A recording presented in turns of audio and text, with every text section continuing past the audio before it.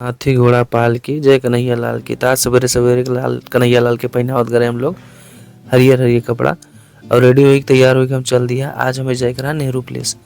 थोड़ी देर वॉक किया, वॉक एक पहुंच गया और हमारा गला थोड़ा बैठ गया रहा सर्दी की वजह से, ठंडी बहुत ज़्यादा बा दिल्ली में।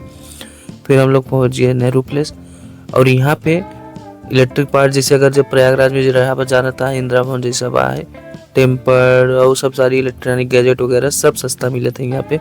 अगर आप इलेक्ट्रॉनिक गैजेट वगैरह खरीदे चाहता तब सेल्फी पॉइंट पे सेल्फी लेते गए। फिर वहाँ से आगे मेट्रो पकड़ के हम जब पहुँच गए एक अच्छा पार्क में वॉक करत हुए हम आपसे उद्देश्य जो रहा जाए कि मूलचंद पराठा खाए और अन्ना का डोसा खाए। थोड़ा सा वॉक किया, बिग बाजार आए, बिग बाजार में थोड़ा बहुत देखा शॉपिंग वॉपिंग के लिए।